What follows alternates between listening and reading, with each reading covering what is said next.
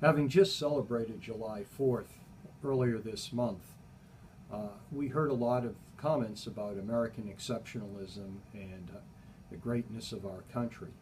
There is something that has evolved in our civil law that is very, very special and unique to the United States, and that is the contingent fee system.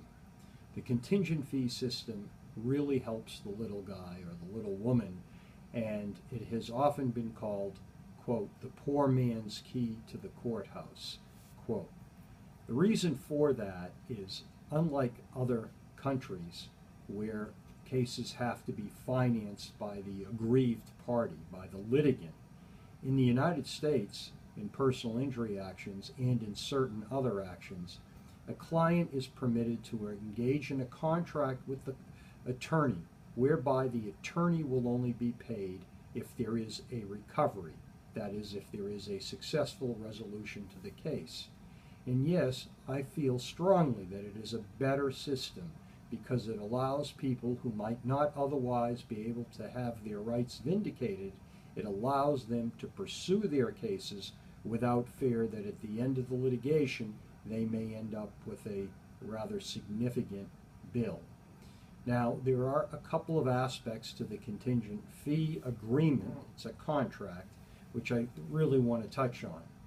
The first, of course, we all know the percentage, and the percentage is typically 33.33% of the money that is recovered. Now that means that you are paying the attorney on a contingent fee basis.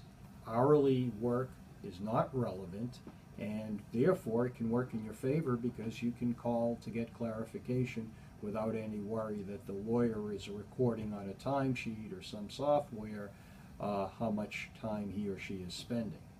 That's issue one that I want to bring to your attention of the contingent fee agreement. Issue two is, what is the provision for the payment of expenses?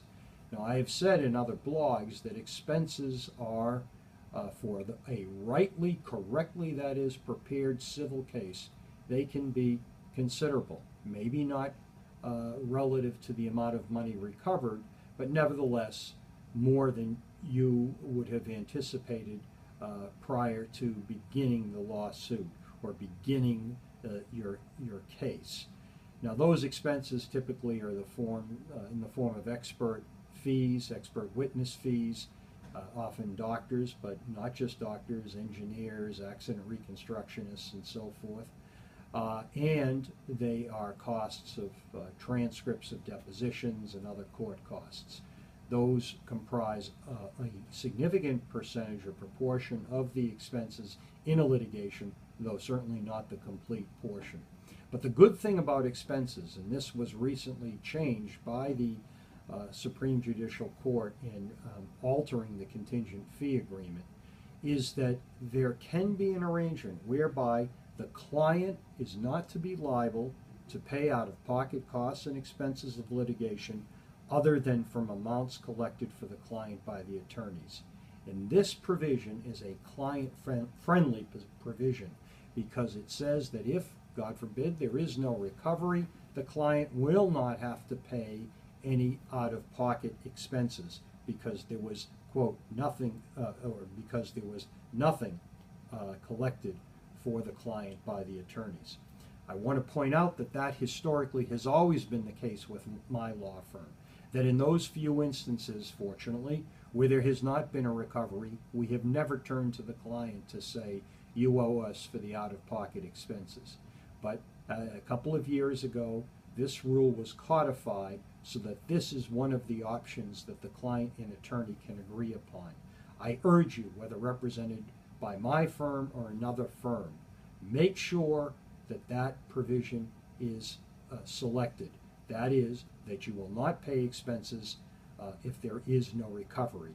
Sometimes we've even had the language the client is obligated to pay reasonable expenses and disbursements provided, and that's the operative word, provided there is a recovery. If there is no recovery, you would not be responsible for the hours worked by the attorney because after all you signed a contingent fee agreement. But you want to protect yourself even further to say that if there is no recovery, the costs should be borne by the attorney. It is his business, her business after all, and in the aggregate, it would not have the same effect as it would on most clients. So in wrap up, I want to say keep attention to those two things, but also realize that we are in a contingent fee system.